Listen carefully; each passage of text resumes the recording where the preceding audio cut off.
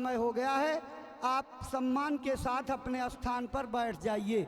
आप सबकी भावनाओं को इकट्ठा करके यहाँ के व्यवस्थापकगण सहयोगियों के साथ अपने श्रद्धा सुमन अर्पित करते हुए जय गुरुदेव, जय गुरुदेव।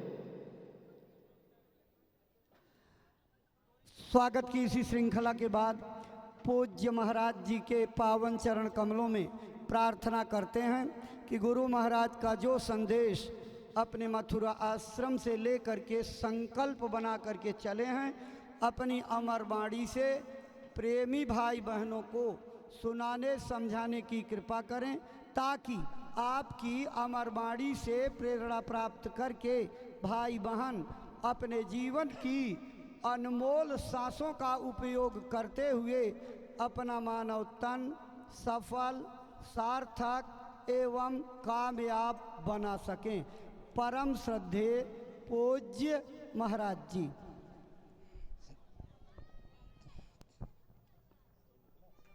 आप सभी लोग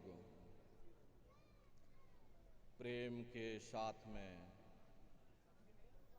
मालिक के पावन नाम का उच्चारण करेंगे। बोलो जय गुरुदेव, जय गुरुदेव, जय गुरुदेव, जय गुरुदेव, जय गुरुदेव।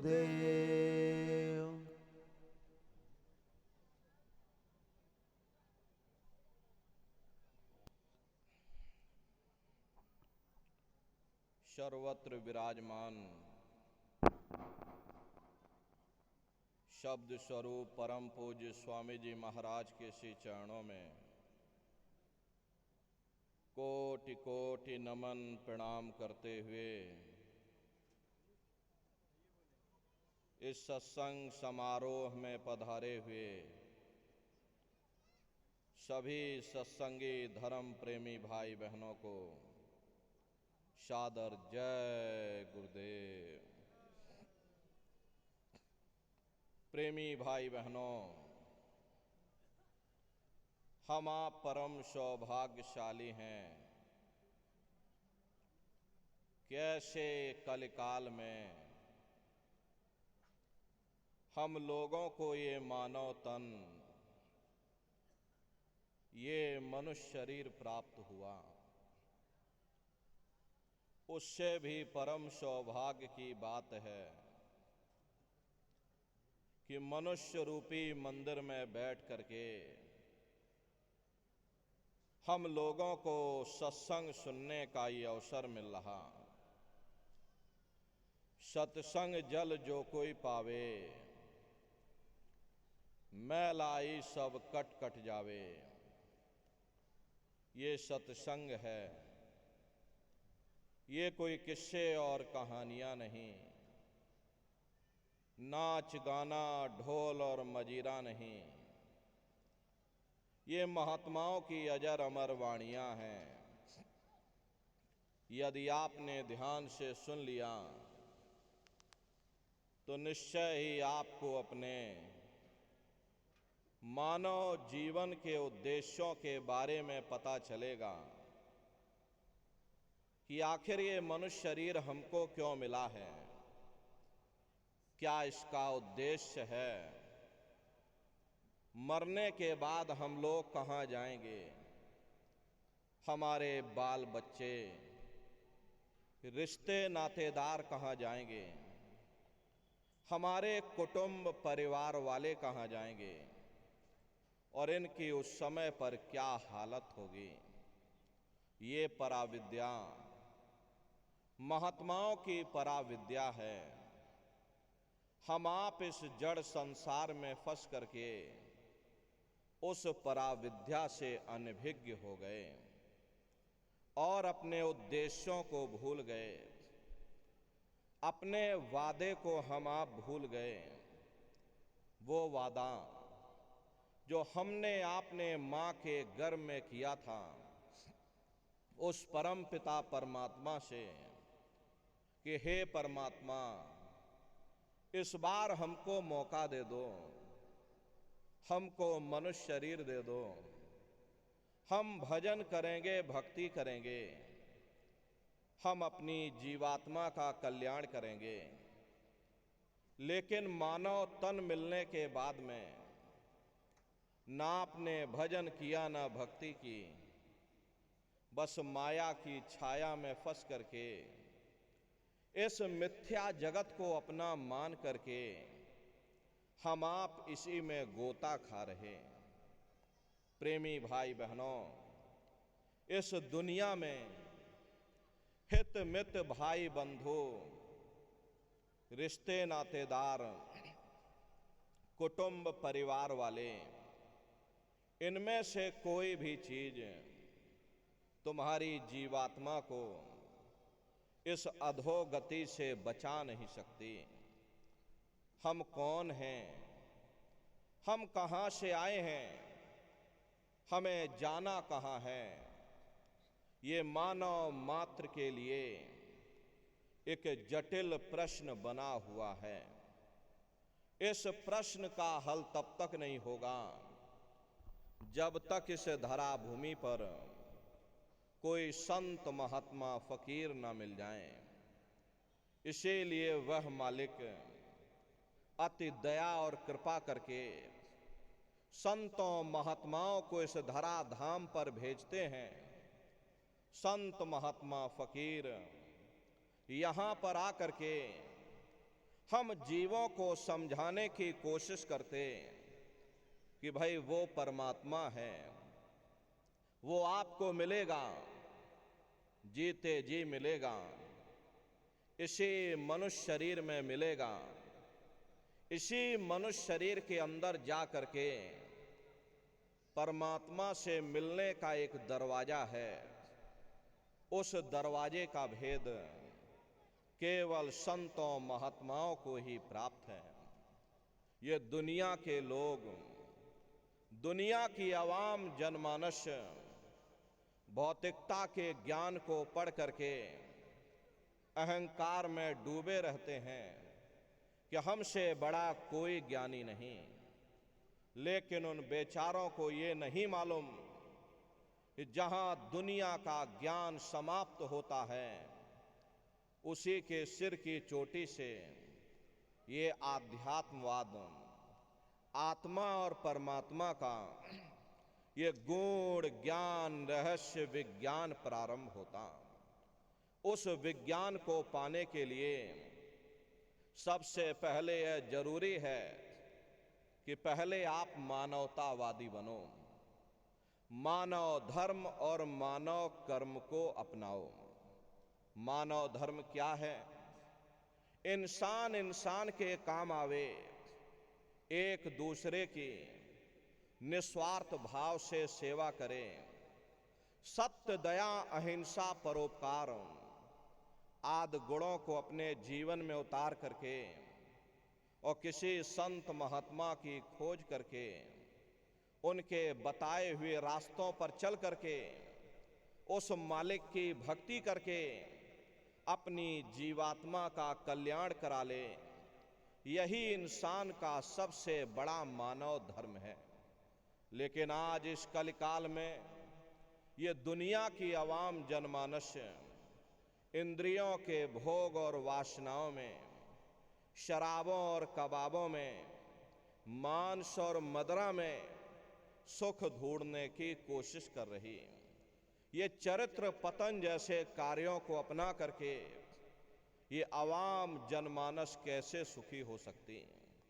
पहले अपने चरित्र जैसे धन को इकट्ठा करो, क्योंकि चरित्र ही सब कुछ है।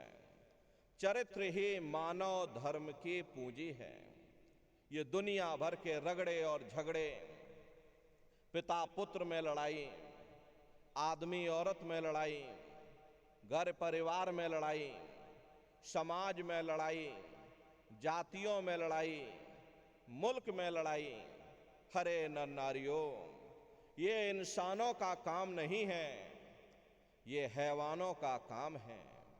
इसलिए पहले आप इंसान बनो, चरित्रवान बनो, महात्माओं के समीप आओ, वे जो दया का प्रसाद दें उसे खुशी खुशी लेकर के अपने निज घर को जाओ, जहां न फिर जन्मना है और ना ही फिर मरना है।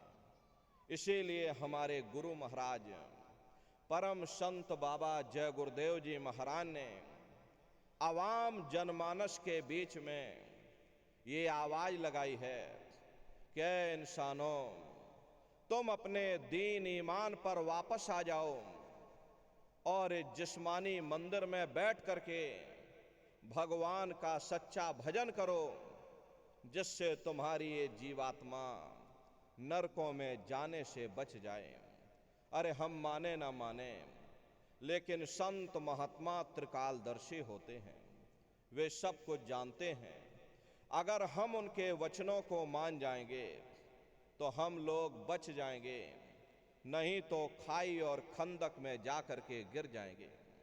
इसीलिए अभी वक्त है उस मालिक से सच्ची प्रार्थना करने का, खुदा के सामने अपने गुनाहों की माफी मांगने का।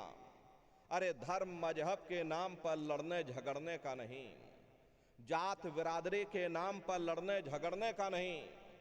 हमने बहुत लड़ लिया, बड़े बड़े झगड़े और फसादें की, बड़ी बड़ी नुक्ताचीनी की, सिवाय नफरत के हमको क्या मिला। नफरत की ऐसी ज्वाला जली जिसमें घर जल गया, परिवार जल गया, समाज जल गई, जातियां जल गईं, अब सारा देश जल उठा। इसीलिए सारी मानवता बहुत थक गई। हर कोई ऐसी छांव चाहता है जहां उसे ठंडक मिले, शांति और सुकून मिले, और ये सब वहीं मिल सकते हैं जहां शांति के संदेश होते, सुकून के संदेश होते, मानव धर्म और मानव कर्म के संदेश होते।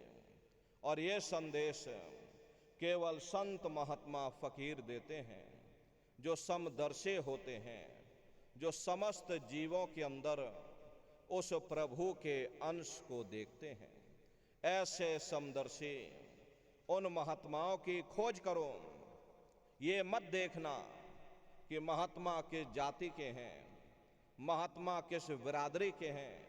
हरे जातियां कर्म के अनुसार बनाई गई, जन्म के अनुसार नहीं। मनुष्य की एक ही जाति है, वो है मानव जाति। और इसी मानव जामे में बैठ करके हमें उस मालिक की भक्ति करनी है। प्रेमी भाई बहनों, सुपच जाति के भंगी थे, रैदास जी महाराज जाति के हरजन थे, मीराबाई जाति की छत्राणी थी। अगर वे सब उस मालिक को प्राप्त कर सकते हैं तो आप भी उस मालिक को प्राप्त कर सकते हो। लेकिन बगैर महात्माओं के, बगैर मुर्शिद के कोई भी जीव इस संसार समुद्र से ना कोई पार हुआ और ना ही कोई हो सकता। ये समुद्र ऐसा है जिसके ना इस किनारे का पता, ना उस किनारे का पता, कोई नहीं जान सकता। ये दुनिया कब बनी, कितनी बार प्रलय और महाप्रलय हो गई, लेकिन इतना जरूर मालूम है कि जिस दिन से दुनिया बनी है हम लोग यहीं पर भटका खा रहे। अगर इधर से हवा चली, नैया हमारी डगमगाते हुए उधर चली गई, और अगर उधर से हवा चल गई तो हमारी नैया डगमगाते हुए इधर चली गई। न जाने कितने युग और कल्प बीत गए, लेकिन हमारी ये जीवन की नैया आज तक इस भवसागर से किनारे नहीं लगी। इसलिए नर नारियों, सौभाग्य से वक्त का इतना बड़ा वरदान आपको मिला, ये मानव तन आपको मिल गया। न जाने किस महात्मा की दया हो गई, न जाने कौन से जन्म जन्मांतरों के शुभ पुण्य कर्म उदय हो गए, जो आपको ये मनुष्य शरीर मिल गया। मिली नरदेह यह तुमको, बनाओ काज कुछ अपना, और पचो मत या इस जग में, जानियो रैन का सपना। प्रेमी भाई बहनों, जैसे रात में हम लोग स्वप्न देखते हैं, हालांकि उस समय पर हमें स्वप्न सच मालूम पड़ता है, असली प्रतीत मालूम होता, लेकिन जब हम लोग सुबह उठते हैं, जब हमारी आंखें खुलती हैं, तब हमें होश आता है कि नहीं भाई, हम तो स्वप्न देख रहे थे, ये सब भ्रम है। ठीक उसी प्रकार से ये दुनिया भी 10-20-100 साल का स्वप्न है। अब आप कहोगे हम जाग रहे हैं, परंतु प्रेमी भाई बहनों, ऐसा हरगिज नहीं है। जिस दिन मौत का वक्त आएगा, अरे हम लोग रोएंगे, हाय हाय करके चिल्लाएंगे कि हाय, हमने सारी जिंदगी यूं ही स्वप्न में गुजार दी, जागने का समय तो अभी आया था, जो कुछ करना था अभी करना था। लेकिन प्रेमी भाई बहनों, अब पछताए होत क्या, जब चिड़िया चुग गई खेत। महात्मा प्रेम से जीवों को समझाते हैं कि भाई देह और गृह सब झूठा, भरम में काहे को खपना। ये घर बार हमारा अपना नहीं, ये पराया देश है, ये सराय खाना है, ये मुसाफिर खाना है।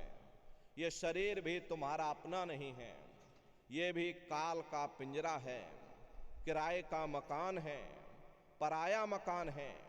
किसी को 40-50 साल के लिए मिला, किसी को 80-90-100 साल के लिए मिल गया।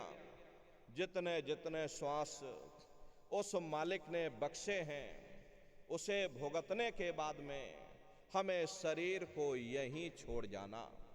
श्वास दुधारा नित्य ही जारी, और एक दिन खाली चाम। प्रेमी भाई बहनों, एक तालाब पानी से चाहे कितना भी क्यों ना भरा हो, आप एक छोटी सी नाली काट कर खोल दीजिए, तालाब में छोटा सा छेद कर दीजिए, तो सारा पानी ही तालाब से बाहर निकल जाएगा।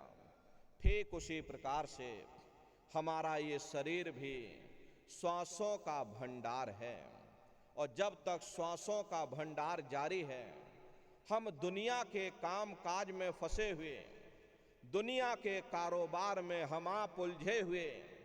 लेकिन जिस वक्त ये श्वासों का भंडार खाली होगा, अरे टेलीफोन खड़क जाएंगे, तार पहुंच जाएंगे, संदेश पहुंच जाएंगे, सब रिश्ते नातेदार, सब कुटुंब परिवार वाले, सब अड़ोस पड़ोस वाले मिनटों सेकंडों में इकट्ठा हो जाएंगे। प्रेमी भाई बहनों, जिस शरीर से तुम इतना प्रेम किया करते थे, उसे कोई एक रात भी घर में रखने को तैयार नहीं होता। कंधों पर लटका करके शमशान भूमि पर छोड़ करके आ जाते। हिंदू लोग तिनका तोड़ाते, जैसे तिनका टूट गया, तेरा मेरा रिश्ता नाता टूट गया। मुसलमान, सिख या ईसाई लोग खाक की मिट्टी कब्र में डाल देते कि जो मेरे लिए खाक की मिट्टी है, वह मेरे लिए तू है। हरे प्रेमी भाई बहनों, हाड़ जले जैसे लाकड़ी, और केस जले जैसे घास, और कंचन जैसी काया ढह गई, कोई ना आवे पास।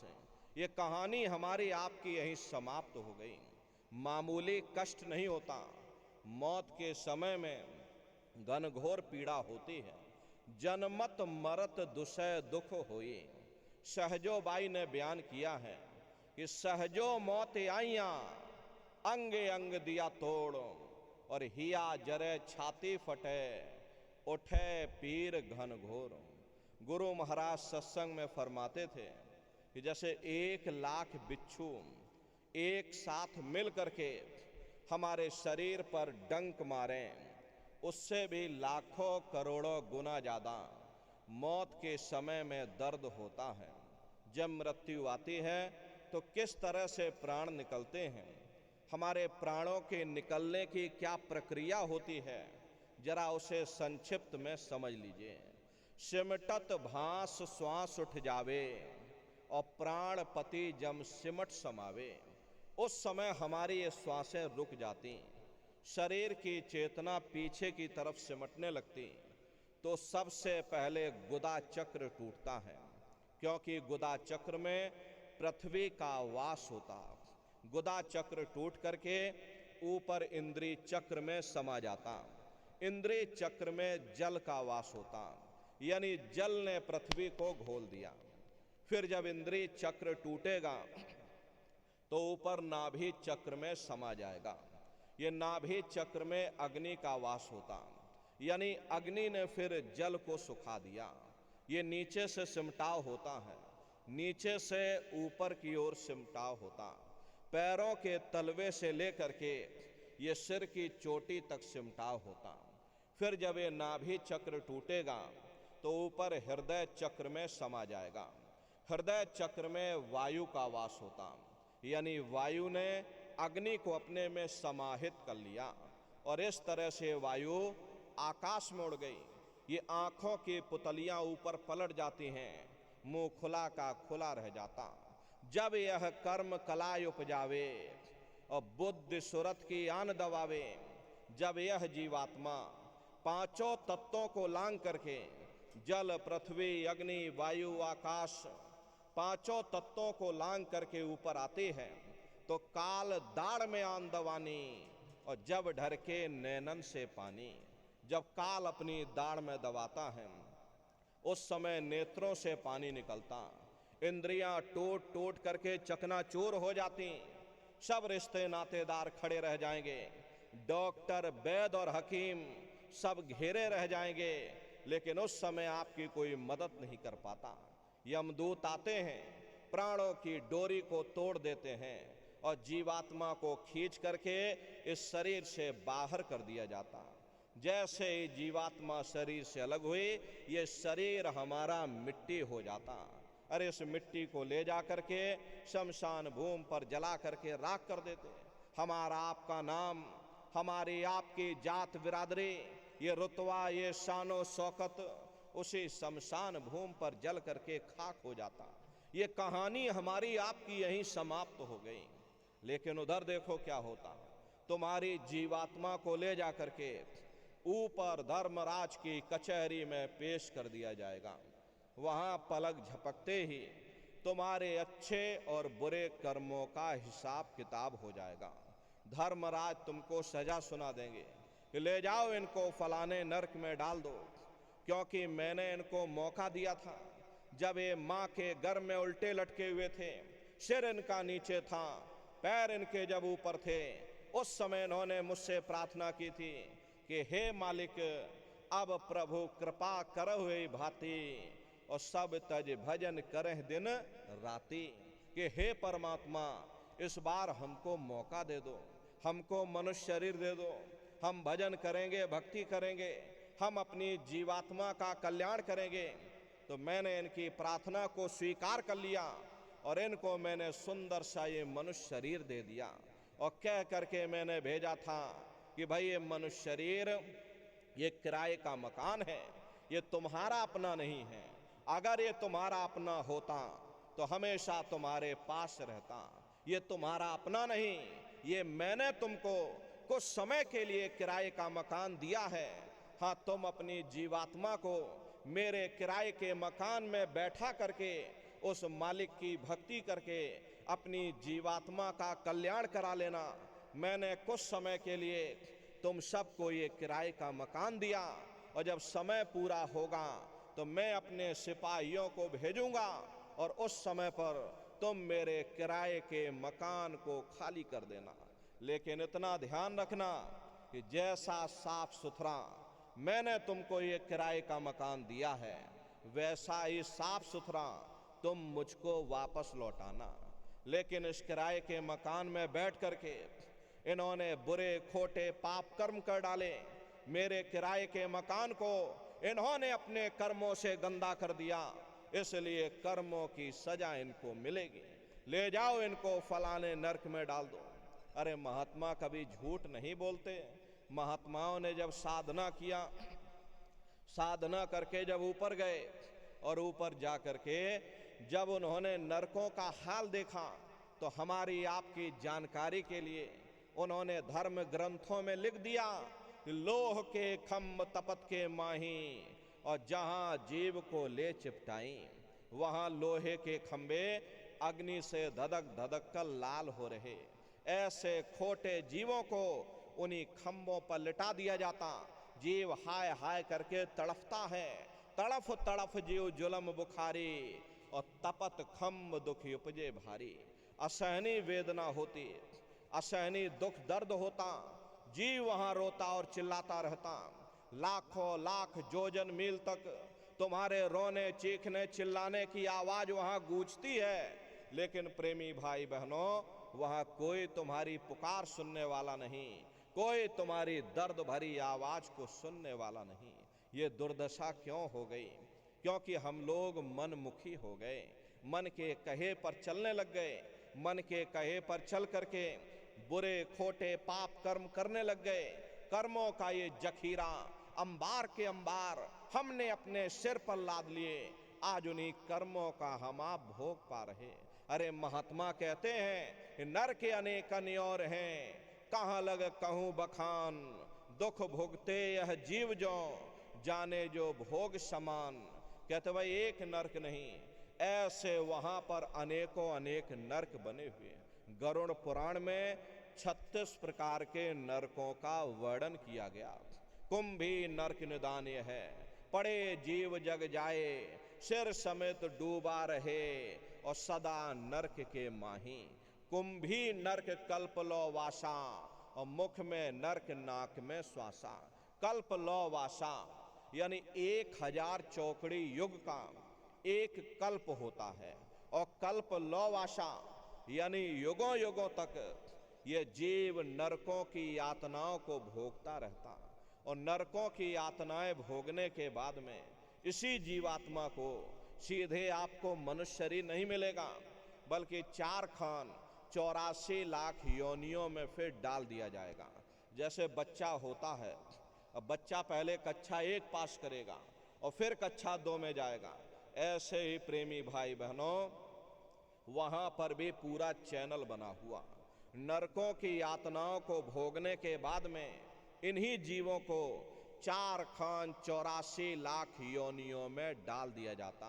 ये 4 खान 84 लाख योनियां ये कोई मामूली योनियां नहीं होती। 4 खान का मतलब होता है अंडज पिंडज उपमज स्थावर, ये 4 खाने होती हैं। पहली श्रेणी पेड़ पौधों की आती है जिनके अंदर पानी का तत्व मौजूद होता है। कभी ये भी मनुष्य हुआ करते थे, लेकिन आज अपने कर्मों का भोग पा रहे एक जगह पर पेड़ बन के खड़े हुए हैं। दूसरी श्रेणी कीड़े मकोड़ों की आती है जिनके अंदर पृथ्वी और अग्नि का तत्व मौजूद होता। तीसरी श्रेणी पंछियों की आती, चौथी चौपाए जानवरों की आती, और 5वीं स्वयं इंसान की आती है जिसके अंदर 5 तत्व जल पृथ्वी अग्नि वायु आकाश 5 तत्व मौजूद होते हैं। प्रेमी भाई बहनों ये 4 खाने हैं, इनकी अलग अलग कुल 84 लाख योनियां होती हैं। अब आप पेड़ पौधों को देखिए तो ये छौकर का पेड़ अलग है, नीम का पेड़ अलग है, अशोक का पेड़ अलग है, पीपल का पेड़ अलग है। ऐसे ही अलग अलग प्रजातियों के कीड़े मकोड़े, अलग अलग प्रजातियों के पशु पंछी, कुल मिलाकर के 84 लाख योनियां हैं। हम दुनिया के जीव नरकों की यातनाओं को भोगने के बाद में इन्हीं 84 लाख योनियों में डाल दिए जाते हैं। मामूली कष्ट नहीं होता। अरे हमको आपको गर्मी लग गई तो हम लोग देखो छाया में आ गए, सर्दी लग गई कंबल रजाई ओढ़ लिया, और भूख लग गई रोटी खा ली, और बीमार हो गए तो अस्पतालों में चले गए, अपना अपना इलाज करवा लिया। लेकिन देखो इन जानवरों को, क्या गर्मी क्या सर्दी क्या बरसात, एक एक रोटी के टुकड़े के लिए बेचारे दर बदर रोड पर भटकते रहते हैं। अरे किसी का हाथ कट गया, किसी का पैर कट गया, किसी को आपने जीते जी काट डाला, मुर्गी की पकड़ करके गर्दन ही घुमा डाली। अरे उनको भी दर्द होता, उनको भी तकलीफ होती, लेकिन वे बेचारे बेजुबान हैं, कुछ बोल नहीं पाते हैं, कुछ बता नहीं पाते।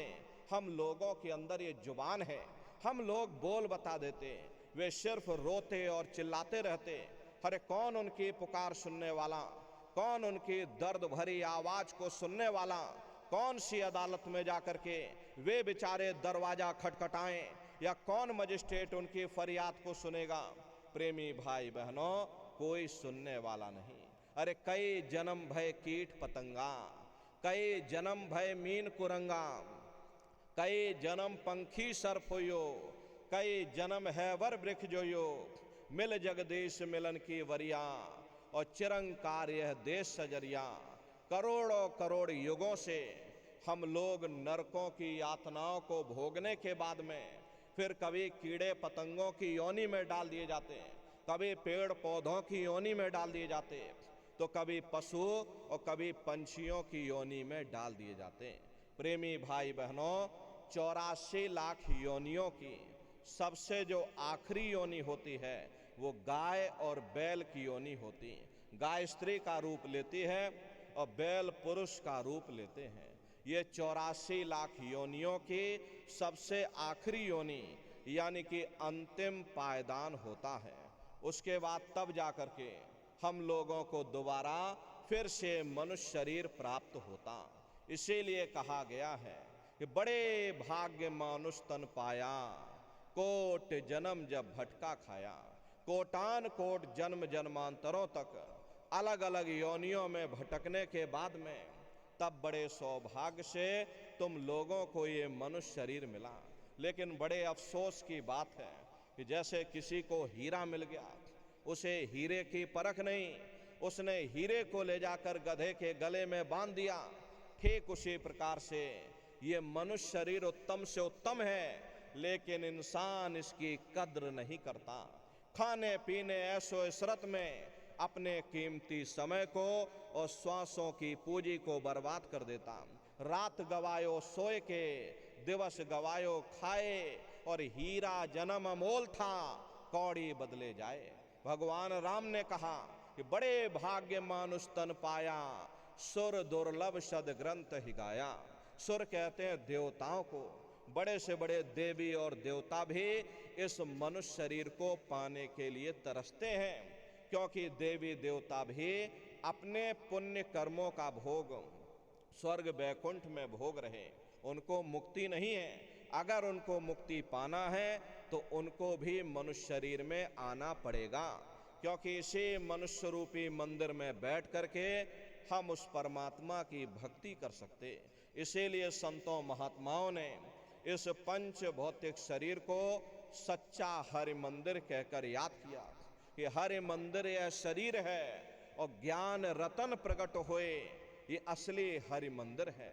जब भी वो परमात्मा मिलेगा इसे हरि मंदिर के अंदर मिलेगा। इसे पंच भौतिक शरीर को ईसा मसीह साहब ने टेम्पल ऑफ लिविंग गॉड यानी जिंदा ईश्वर का मंदिर कहा। इसे पंच भौतिक शरीर को मुसलमान फकीरों ने कुदरती काबा कहकर याद किया। इसे पंच भौतिक शरीर को गुरु नानक साहब ने नर नारायणी देह कहकर याद किया। ये वो देह है जिसमें नारायण स्वयं विराजमान हैं। वो नारायण जब भी मिलेंगे तुम्हें तुम्हारे अंदर मिलेंगे। यही कबीर साहब ने लिखा है कि जो तिल माही तेल है, जो चकमक में आग, तेरा साईं तुझ में, और जाग सके तो जाग। जैसे तिल में तेल होता है, पत्थर में अग्नि होती है, ठीक उसी तरह से वो परमात्मा हरेक के घट घट में, हरेक के वजूद के अंदर बैठा हुआ। कस्तूरी कुंडल बसे, मृग धूड़े बन माही, ऐसे घट घट राम हैं, दुनिया देखे नहीं। जैसे हिरन कस्तूरी की खुशबू को बाहर जंगलों में ढूंढता फिरता, हालांकि वो खुशबू उसके नाभि से होकर के आती है, वही हाल हम जीवों का है। हम दुनिया के जीव भी उस परमात्मा की खोज बाहर इस जड़ संसार में कर रहे, लेकिन महात्मा कहते हैं कि भाई मोको का ढूंढे रे बंदे, मैं तो तेरे पास में, और ना तीर्थ में ना मूरत में, मैं तो हूँ विश्वास में। ना मैं तीर्थ में मिलूंगा, ना मैं मूरत में मिलूंगा, ना मैं अन्य किसी कर्मकांड में मिलूंगा, ना मैं ग्रंथों में मिलूंगा, ना मैं पोथियों में मिलूंगा, ना ही मैं किताबों में मिलूंगा। चाहे सारी उम्र बैठ करके तुम किताबों को पढ़ते रहो, रटते रहो, अरे मैं जब भी मिलूंगा तो मैं तुम्हारे अंदर मिलूंगा। प्रेमी भाई बहनों, बड़ी सीधी सी बात है कि अगर खाना बनाने की किताब सारी उम्र बैठ करके आप पढ़ते ही रहोगे कि भाई खाना ऐसे बनता है और खाना वैसे बनता है और खाने में नमक डाला जाता है और खाने में तेल डाला जाता है, तो कभी तुम्हारा पेट नहीं भर सकता। जब तक आप खाना बनाओगे नहीं, उसे स्वयं खाओगे नहीं, कभी तुम्हारा पेट नहीं भर सकता। हम वेदों की निंदा नहीं करते, ग्रंथों की निंदा नहीं करते, हम गीता, कुरान और बाइबल की निंदा नहीं करते। वेद, शास्त्र, गीता, कुरान, बाइबल कहती है कि भाई मनुष्य के अंदर अंड खंड ब्रह्मांड है, स्वयं परमात्मा तुम्हारे अंदर बैठा है। चलो अंदर चलो, अंदर चल करके उस परमात्मा का दर्शन दीदार करो। अब सवाल ये उठता है, भाई आखिर हम अपने अंदर जा करके उस परमात्मा का दर्शन कैसे करेंगे? तो इसके लिए संतों महात्माओं ने केवल 3 साधन बताए। साधन 3 सारे उनवरने और साधन सब थोथे मान। इस कलयुग में उस मालिक को पाने के लिए महात्माओं ने केवल 3 साधना बताई। पहला है सुमरन, दूसरा है ध्यान और तीसरा है भजन।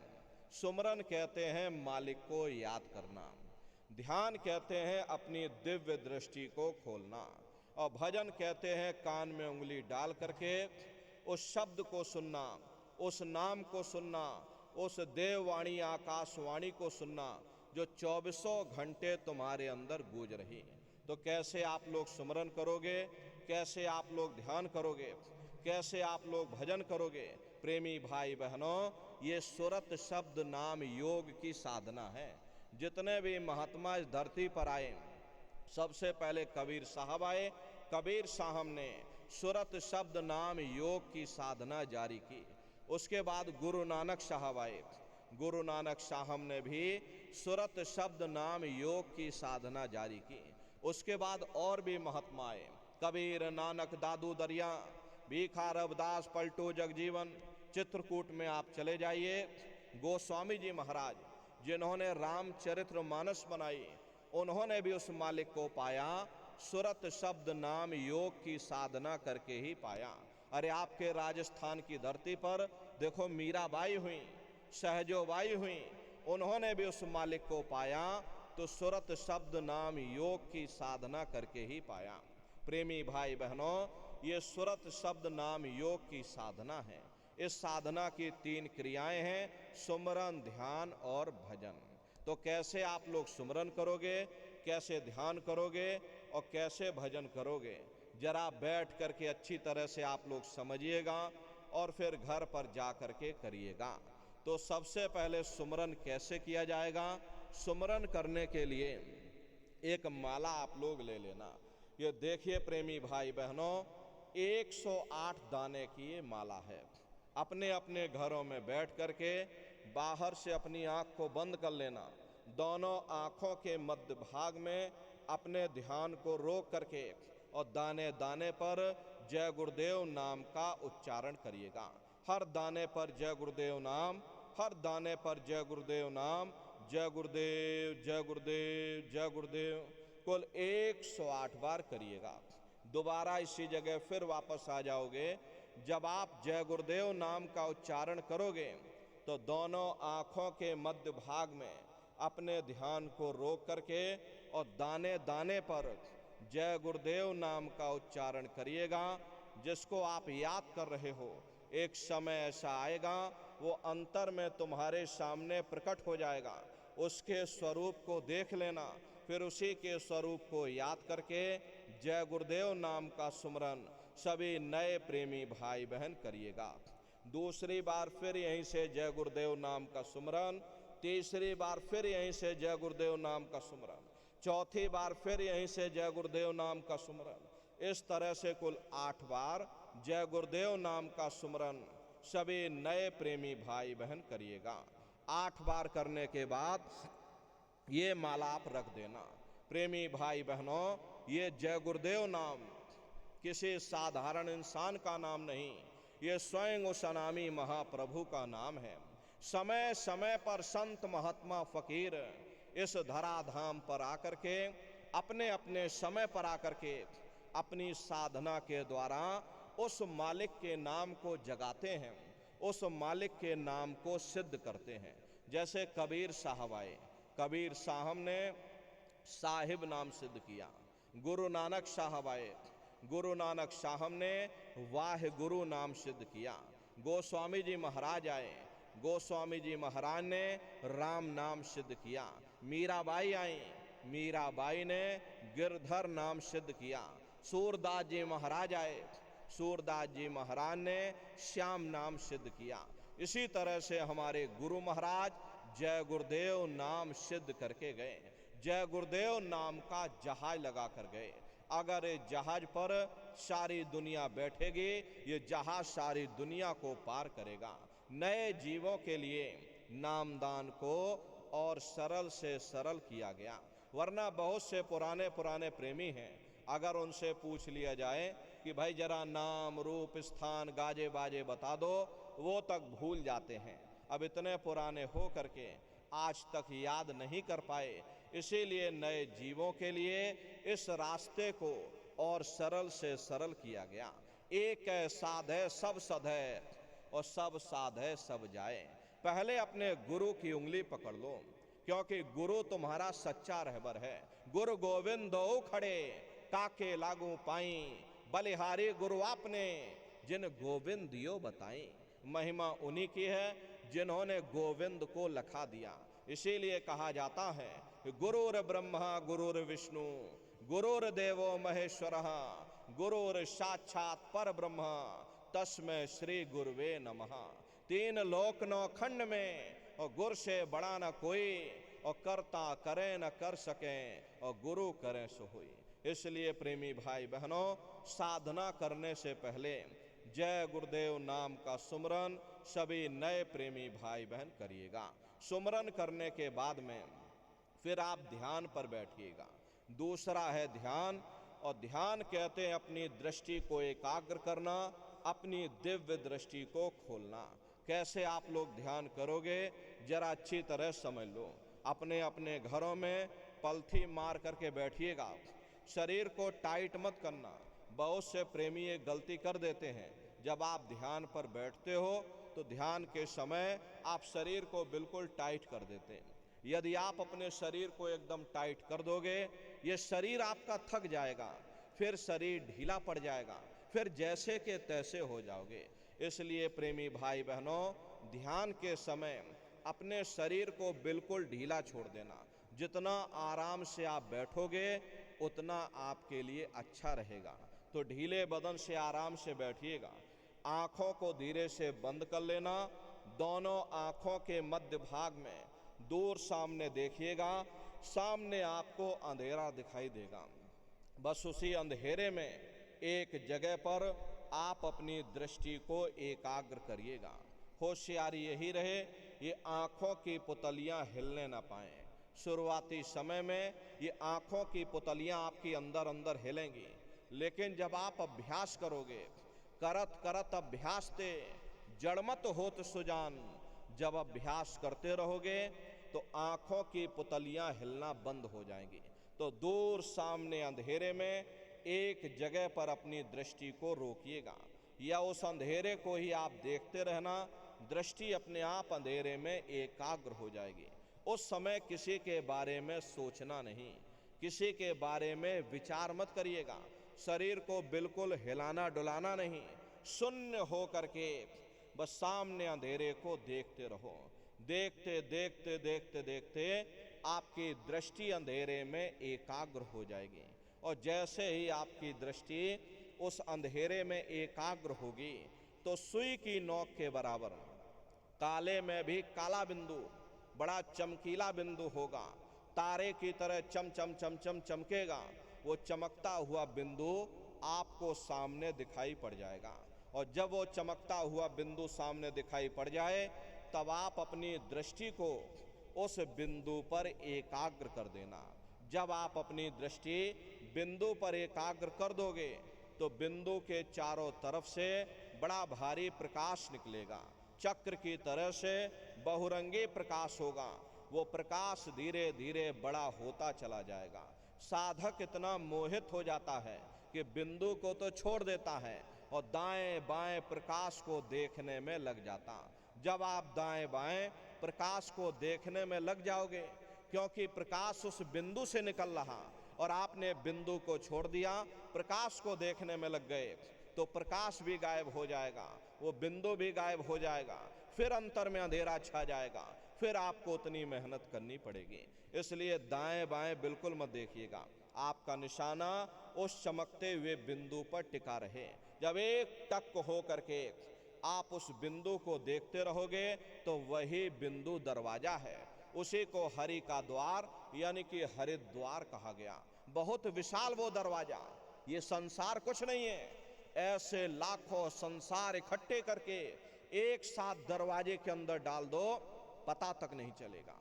इतना विशाल वो हरि का द्वार आपके अंदर बना हुआ। एक छोटे से बीज को लेकर के यदि हम आपसे कहें कि इस बीज के अंदर बहुत विशाल वृक्ष है, तो आप भरोसा नहीं करोगे। लेकिन उस बीज को जब आप जमीन में गाड़ दोगे, थोड़ा खाद पानी दोगे, वो बीज अंकुरित हो जाएगा। उसमें से विशाल विशाल लताएं निकलेंगी, विशाल वृक्ष का रूप भी ले लेगा और प्रेमी भाई बहनों एक दिन फल फूल भी देने लग जाएगा। इसी तरह से आपके अंदर छोटे से छोटा चमकता हुआ बिंदु सामने दिखाई पड़ेगा। उस बिंदु के अंदर अंड खंड ब्रह्मांड है। जब एक टक हो करके अपनी दृष्टि को आप उस बिंदु पर टिकाए रखोगे तो वो बिंदु फट जाएगा, वो दरवाजा खुल जाएगा, ये शिव नेत्र खुल जाएगा, ये दिव्य दृष्टि खुल जाएगी और आप दरवाजे के अंदर दाखिल हो जाओगे। एक बार प्रेमी भाई बहनों ये दिव्य दृष्टि खुल जाए, फिर क्या भूत क्या भविष्य और क्या वर्तमान, कोई भेद आपसे गुप्त नहीं रहेगा। लाखों वर्ष पहले क्या हुआ था, भविष्य में क्या होने वाला है, अपने अपने घरों में बैठ करके आप भूत भविष्य वर्तमान सब कुछ देख सकते हो। तो यह है ध्यान करने का तरीका। एक बार फिर से समझ लीजिए कैसे आपको ध्यान करना है। अपने अपने घरों में पलथी मार करके बैठ जाना, आँखों को धीरे से बंद कर लेना, दोनों आँखों के मध्य भाग में दूर सामने देखिएगा, सामने अंधेरा दिखाई पड़ेगा। बस उसी अंधेरे में एक जगह अपनी दृष्टि को रोकिएगा या उस अंधेरे को ही आप देखते रहो, दृष्टि अपने आप एकाग्र हो जाएगी। कोई दूसरा काम नहीं करना, बस आँख को बंद कर लेना, सामने अंधेरा दिखाई देगा, बस उसी अंधेरे को आप देखते रहो। किसी के बारे में सोचना नहीं, किसी के बारे में विचार मत करना, शरीर को बिल्कुल हिलाना डुलाना नहीं। सुन्न हो करके जितना समय आप दे सको उस अंधेरे को देखते रहना। लगातार बराबर देखते रहोगे तो एक समय ऐसा आएगा कि आपकी दृष्टि उस अंधेरे में एकाग्र हो जाएगी। और जैसे ही आपकी दृष्टि अंधेरे में एकाग्र होगी तो सुई की नोक के बराबर चमकता हुआ बिंदु सामने दिखाई पड़ जाएगा। और जब वो बिंदु सामने दिखाई पड़ जाए तब आप अपनी दृष्टि को उस बिंदु पर एकाग्र कर देना। जब आप अपनी दृष्टि बिंदु पर एकाग्र कर दोगे, वही बिंदु दरवाजा है, वो दरवाजा खुल जाएगा, ये शिव नेत्र खुल जाएगा, ये दिव्य दृष्टि खुल जाएगी और आप दरवाजे के अंदर दाखिल हो जाओगे। तो यह है ध्यान करने का तरीका। और तीसरा है भजन। गाने बजाने का नाम भजन नहीं है, नाच गाना ढोल मजीरा का नाम भजन नहीं है। भजन कहते हो शब्द को सुनना, उस नाम को सुनना, उस देववाणी आकाशवाणी को सुनना जो 24 घंटे तुम्हारे अंदर गूंज रही है। कैसे भजन करोगे जरा अच्छी तरह से समझ लीजिए। ये दोनों उंगली कानों में डाल करके ये आँख और कान को बिल्कुल बंद कर लेना। ये कान इसीलिए बंद किए जाते हैं ताकि बाहर की कोई आवाज़ हमको सुनाई न पड़े। अपनी सुविधा से बैठिएगा, कुर्सी पर चाहे कुर्सी पर बैठ जाओ, सोफे पर चाहे सोफे पर बैठ जाओ, या कोई तकिया इस तरह से रख लेना और दोनों कोहनी यहाँ रख करके ये दोनों उंगली कानों में डाल करके ये कानों को बंद कर लेना। बहुत सी हमारी माताएं बहनें हैं, बूढ़े बुजुर्ग हैं, अरे भाई आपके घुटनों में दर्द होता होगा, या रीढ़ की हड्डी में दर्द होता होगा और आप बैठ करके भजन नहीं कर पाते हो तो आप लेट करके भजन करिएगा। ऐसे सीधे लेट जाना और लेटे लेटे आंख और कान को बंद कर लेना। मतलब तो आंख और कान को बंद करना है, चाहे आप लेट करके करो या चाहे आप बैठ करके करो। यही कहा गया है भाई, आंख कान मुख बंद कराओ, अनहद झिंगा शब्द सुनाओ। यानी पहले अपने आंख को बंद करो, अपने मुख को बंद करो, ये दोनों उंगली कानों में डाल करके ये कानों को बंद कर लो और ऊंचे से ऊंचा ध्यान दे करके उस आवाज को सुनने की कोशिश करो। प्रेमी भाई बहनों, जब आप अपने कानों को बंद करके और ऊंचा ध्यान दे करके गौर से सुनोगे तो आपको ऐसा अनुभव होगा कि कहीं सीटी जैसी आवाज हमारे कानों में बज रही। शाम को अपने अपने घरों में जाकर बैठिएगा, ये कानों को जरा बंद कर लेना, अंतर में गौर से सुनिएगा तो सीटी जैसी आवाज, टी, इस तरह से सीटी जैसी आवाज शुरू में आप सभी को सुनाई पड़ेगी। करना कुछ नहीं है, लेटे हो चाहे बैठे हो, बस आप उस आवाज को सुनते रहना और सुनते सुनते उसी में लीन हो जाओ। जब आप उसमें लीन हो जाओगे तो कुछ समय बाद में दोबारा आपको अनुभव होगा कि कहीं बड़ी दूर से एक महीन आवाज, घंटे और शंख की आवाज हमारे कानों में बज रही। जैसे मंदिरों में घंटियां बजती हैं, टन टन टन, इसी तरह से घंटे और शंख की आवाज आपको अपने अंदर सुनाई पड़ेगी। उसी घंटे शंख की आवाज को महात्माओं ने शब्द कहा। अरे आपकी धर्म पुस्तकों में लिखा है, ये पोथी पढ़ पढ़ जग मुआ, पंडित भयान कोई, 2.5 अक्षर प्रेम का, पढ़े सो पंडित हुई। दुनिया वाले कहते हैं कि 2.5 अक्षर का मतलब प्रेम है, प्रेम नहीं है, प्रेम में तो मात्रा लगी हुई। यहाँ पर जिस 2.5 अक्षर का वर्णन उन महात्माओं ने किया था वो है शब्द, शा आदा बा और दाम। उसी शब्द को महात्माओं ने नाम कहा। कलयुग जोग न यज्ञ न ज्ञाना, एक आधार नाम गुण गाना।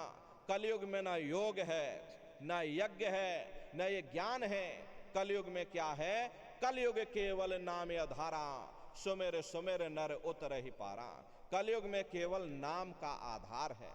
प्रेमी भाई बहनों, उसी घंटे शंख की आवाज को महात्माओं ने शब्द या नाम कहा। उसी घंटे शंख की आवाज को मुसलमान फकीरों ने कलमा कहा। उसी घंटे शंख की आवाज को ईसा मसीह साहब ने वर्ड या लागस कहकर याद किया। उसी घंटे शंख की आवाज को गुरु नानक साहब ने अनहद वाणी कहकर याद किया। चीन में जो महात्मा हुए उन्होंने इसको ताओ कहकर याद किया और हिंदू महात्माओं ने इसे देववाणी, आकाशवाणी कहकर याद किया। उन अलग अलग महात्माओं ने अपनी अपनी भाषा में, अपने अपने जात मजहब कौम मुल्क में बैठ करके हम जीवों को यही समझाने की कोशिश की कि भाई वो घंटे शंख की आवाज आपके अंदर 24 घंटे गूंज रही है, वो आपको सुनाई पड़ेगी। लेकिन शुरुआती समय में आपको ऐसा अनुभव होगा कि कहीं बड़ी दूर पर घंटियां बज रही, टन टन टन, लेकिन सुनाई हरेक को पड़ेगी। प्रेमी भाई बहनों, जब घंटे और शंख की आवाज आपको सुनाई पड़ने लग जाए तब आप उस आवाज को पकड़ लेना, उसको आप सुनने लग जाना।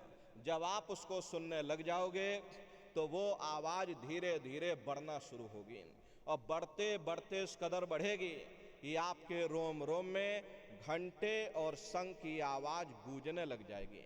बड़ी घनघोर आवाज होती है, बड़ी मधुर वो आवाज होती है। ये दुनिया भर के जो गाने आप लोग सुनते हो उस संगीत के सामने ये दुनिया के संगीत कुछ नहीं है। जब आप उस संगीत को सुनोगे, अरे इतना भारी आनंद आपके ऊपर छा जाएगा, इतनी खुशी आपको होगी, ऐसा नशा आपके ऊपर चढ़ जाएगा कि आप सारी दुनिया को भूल जाओगे। हरे प्रेमी भाई बहनों, शंकर भगवान को वही नशा चढ़ा था। शंकर भगवान कोई गांजा भांग नहीं पीते थे। ये तो हमने आपने शंकर भगवान को भी बदनाम कर दिया कि शंकर भगवान गांजा भांग पीते थे तो चलो हम भी गांजा भांग पिएंगे। लेकिन नारियों, शंकर भगवान ने कभी गांजा भांग नहीं पिया। शंकर भगवान जिस नशे में लीन रहते थे वो नाम का नशा था, वो ध्यान का नशा था, वो भक्ति का नशा था। जब आप उस आवाज को सुनोगे तो आपको भी वो नशा चढ़ जाएगा, क्योंकि उस आवाज में चुंबक है।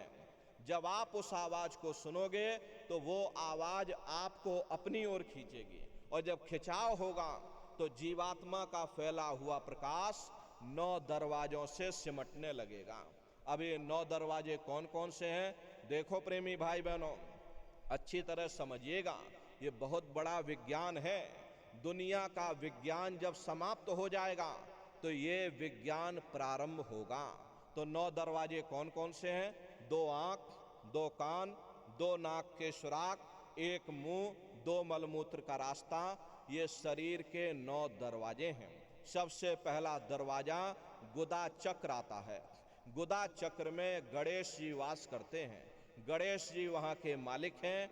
ये 4 दल का कवल है। यहाँ पर पृथ्वी तत्व पाया जाता है। उसके ऊपर इंद्रिय चक्र आता है। इंद्रिय चक्र में ब्रह्मा जी वास करते हैं। ब्रह्मा जी वहाँ के मालिक हैं। ये 6 दल का कवल है। यहाँ पर जल तत्व पाया जाता है। उसके ऊपर ये नाभि चक्र आता है। नाभि चक्र में विष्णु जी वास करते हैं। विष्णु जी यहाँ के मालिक हैं। ये 8 दल का कवल है। यहाँ पर अग्नि तत्व पाया जाता। उसके ऊपर ये हृदय चक्र आता है। हृदय चक्र में शिव जी वास करते हैं। शिव जी यहाँ के मालिक हैं। ये 12 दल का कवल है। यहाँ पर वायु तत्व पाया जाता। उसके ऊपर एक कंठ चक्र आता है। यहाँ पर आद्या महाशक्ति की किरणें पड़ती हैं।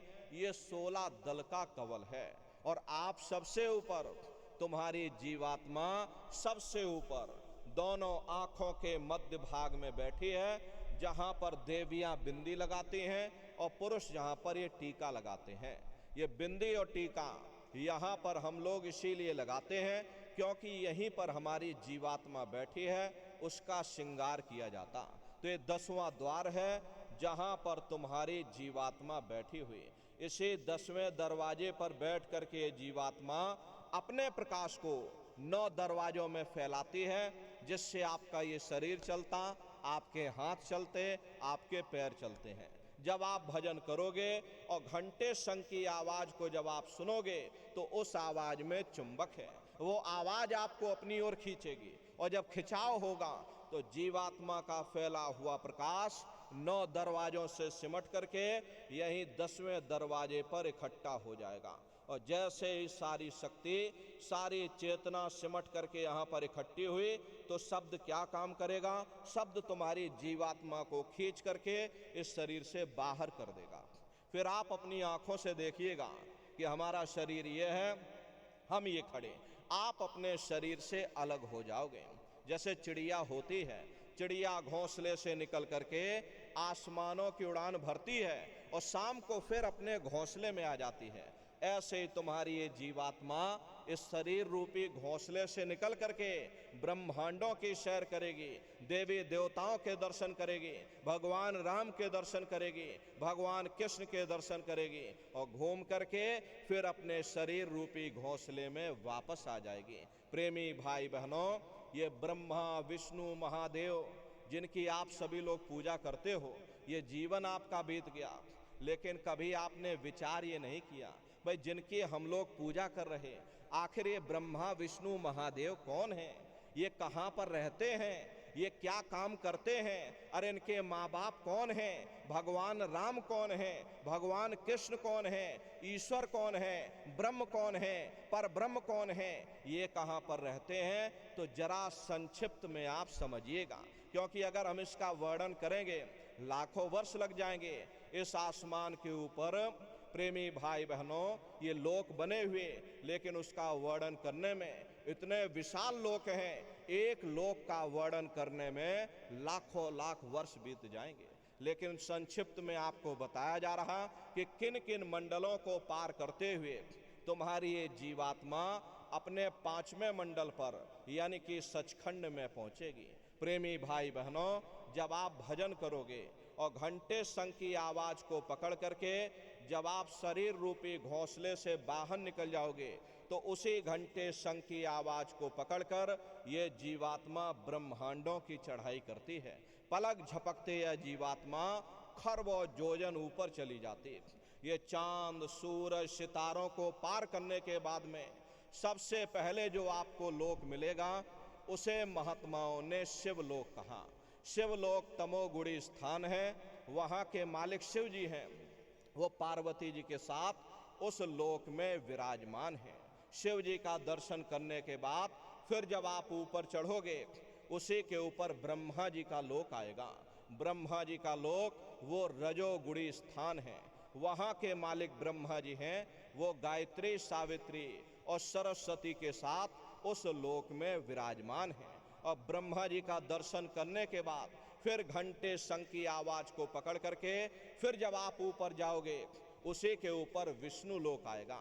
घंटे शंख की आवाज को पकड़ करके रखना पड़ता है। यदि आपने उस आवाज को वहां छोड़ दिया तो सेकंड भर आपको नहीं लगेगा, धड़ाम से आप अपने शरीर में वापस लौट आओगे और बाहरी आंखों को खोल दोगे।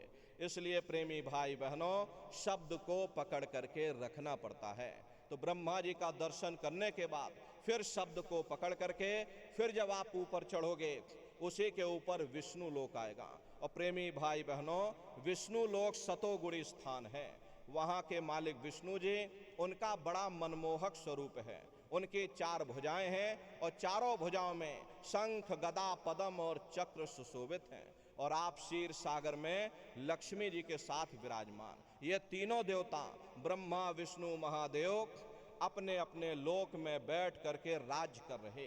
एक रचयिता है जो हम जीवों को रचता है, एक पालनहार है जो हम जीवों को पालता है, एक संहार करता है जो हम जीवों को नष्ट कर देता। एक का काम है शरीर को बनाना, एक का काम है शरीर का पालन करना, एक का काम है शरीर को नष्ट कर देना। इनकी जो माता है वो आद्या महाशक्ति हैं। ब्रह्मा विष्णु महादेव लोक के ऊपर वो आद्या महाशक्ति का लोक आता और उसी लोक को पार करने के बाद में सबसे पहला देश आता है जिसे महात्माओं ने सहस दल कवल कहा। वहाँ के जो मालिक हैं वो निरंजन भगवान हैं। ये ब्रह्मा विष्णु महादेव ये निरंजन भगवान के ही पुत्र हैं और ये आद्या महाशक्ति ये निरंजन भगवान की अर्धांगिनी हैं। और निरंजन भगवान स्वयं तीनों लोकों के मालिक हैं। उन्हीं को त्रिलोकीनाथ कहा गया। हिंदू उन्हीं को परमात्मा कहते हैं, मुसलमान उन्हीं को खुदा कहते हैं, ईसाई उन्हीं को गॉड कहते हैं। ये जल एक है। जल को चाहे आप पानी कह लो, चाहे आप वाटर कह लो, या चाहे आप नीर कह लो। इसी तरह प्रेमी भाई बहनों, वो परमात्मा भी एक है। घंटे और शंख की आवाज जो हर इंसान के अंदर गूंज रही, वो आवाज उन्हीं के मुखार बिंद से हो रही। निरंजन भगवान का जो स्वरूप है वो ज्योतिष स्वरूप है। हजार बाती की अखंड ज्योति वहाँ पर बराबर जल रही। हम लोग देखो यहाँ ज्योत जलाते हैं, इस ज्योति में तेल की जरूरत पड़ती है, बाती की जरूरत पड़ती है, लेकिन वो अखंड ज्योति वहाँ पर ऐसी जल रही जिसमें ना तेल की जरूरत है और ना बाती की जरूरत है। पलटू साहब ने लिखा है कि उल्टा कुआ गगन में तिसमें जरे चिराग और तिसमें जरे चिराग, बिना रोगन बिन बाती और 6 ऋतु 12 मास जरत रहे दिन राती। और सतगुर मिले जो होए ताहि की नजर में आवे, बिन सतगुर नहीं कोई वाह को दर्शावे। वो अखंड ज्योति ऐसी है जिससे पूरा ब्रह्मांड प्रकाशवान हो रहा। जितनी भी अवतारी शक्तियां आई, अरे भगवान राम आए, राम को वहीं से नीचे उतारा गया। इसीलिए उस देश को अयोध्या नगरी या कौशलपुर देश भी कहा गया। अरे गोस्वामी जी महाराज जब साधना करके वहां पहुंचे, तभी गोस्वामी जी महाराज ने रामचरितमानस में लिख दिया। देखो प्रेमी भाई बहनों, रामचरितमानस में गोस्वामी जी महाराज ने जो भी लिखा है वो सब अंतर का भेद लिखा। जब उन्होंने साधना किया, साधना करके जब ऊपर गए, जो कुछ उन्होंने ऊपर जाकर देखा वो रामचरितमानस में लिख दिया। अब हम आप ऊपर गए नहीं, आपने कुछ देखा नहीं, इसीलिए हम लोग अर्थों को समझ नहीं पाते और अर्थ का अनर्थ कर देते। तो क्या लिखा गोस्वामी जी महाराज ने? देखिए गोस्वामी जी महाराज लिखते हैं कि मुद्यो नैन त्रिशत में भयो पुन चितवत कौशलपुर गयो। जब मैंने अपने बाहर की आंख बंद की, मेरी अंतर की आंख खुल गई और मैं क्या देख रहा हूं, मैं कौशलपुर देश में पहुंच गया। मोह विलोक राम मुस्काई, मुझे देख करके भगवान राम प्रसन्न हो गए। उन्होंने ऊपर जाने का रास्ता दे दिया। मैं ऊपर जा करके क्या देख रहा हूं, उधर माज सुन अंडज राया, देखें बहु ब्रह्मांड निकाया, अति विचित्र ताह लोक अनेका, रचना अधिक एक तेका। विचित्र विचित्र भांत के वहां पर लोक बने हुए, एक से बढ़कर एक सुंदर सोने के वहां पर महल बने, जिनकी शोभा अवर्णीय है। प्रेमी भाई बहनों, वो असली अयोध्या नगरी है, वो भगवान राम का असली देश है। जब आप लोग साधना करके वहां पहुंचोगे, अपनी दिव्य दृष्टि से जब आप देखोगे, देखते रह जाओगे, ये क्या ईश्वर की लीला है, कैसे उसकी कारीगरी है, अनंत उसकी सत्ता है, अनंत ही उसका प्रकाश है। हरे नर नारियों, उसी आनंद को पा करके बड़े बड़े राजे महाराजाओं ने अपने राजकाज पर ठोकरें मार दी और जंगलों में जा करके नंगे हो करके नाचने लगे। इतना आनंद, इतनी खुशी उन साधकों को होती है। मीराबाई को जब वो दौलत मिल गई, अरे मीराबाई ने अपना राजपाट छोड़ दिया और मीराबाई कहने लगी, मैं मिल जाए पाए पीऊ अपना, तब मेरे पीर बुझानी, मीरा सुरत शब्द सहलानी। कबीर साहब को जब वो दौलत मिल गई और ये अन्य महात्माओं को जब वो दौलत मिल गई, उन्होंने जब ऊपर चढ़ करके देखा तो कलम तोड़ करके लिख दिया, अचरज देखा भारी साधो, अचरज देखा भारी रे, और बिना बजाए निस्दिन बाजे, घंटा शंख नगारी रे, और बहरा सुन सुन मस्त होते है, और तन की खबर बिसारी रे, और बिन भूमि के महल बना है, तामे जो तुजारी रे, अंधा देख देख सुख पावे, बात बतावे सारी रे, और जीता मरकर फिर जी जावे, बिन भोजन बलधारी रे, और ब्रह्मानंद संत जन बिरला, कोई समझे बात हमारी रे। प्रेमी भाई बहनों, वो असली अयोध्या नगरी है, वो भगवान राम का असली देश है। अरे राम जी का दर्शन करने के बाद फिर तुम्हारी यही जीवात्मा दूसरे मंडल के शब्द को पकड़ करके और दूसरे मंडल की चढ़ाई करेगी। शाम तज श्वेत को गहना, सुरत को तान धुन सुनना, और बंक के द्वार धस बैठो, और त्रिकुटी जाय कर लेना। उसी के ऊपर दूसरा देश आता है जिसे महात्माओं ने त्रिकुटी देश कहा। वहाँ के जो मालिक हैं वो ब्रह्म हैं, वहीं से मन और माया की उत्पत्ति हुई, वहीं से तीन गुण रजोगुण तमोगुण सतोगुण, तीनों गुणों की उत्पत्ति वहीं से हुई। ये जो आपके वेद हैं, वेदों को सारी दुनिया पढ़ती है, वेदों की भी उत्पत्ति उसी स्थान से हुई है। अरे महात्मा कहते हैं कि त्रिकुटी महल में विद्या सारा, घन हर गरजे बजे नगारा, और लाल वरण सूरज उजियारा। वहां पर दो धुने, बादलों की गर्जन और मृदंग की आवाज उस लोक में गूंजती रहती है।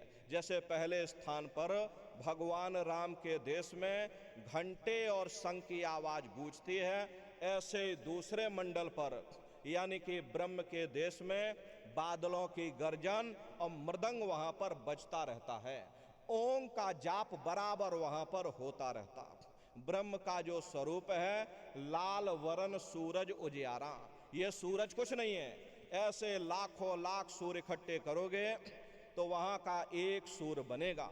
प्रेमी भाई बहनों, ब्रह्म का जो स्वरूप है वो सुबह के लाल सूर्य के समान है, इसीलिए वहां का पूरा ब्रह्मांड लाल है।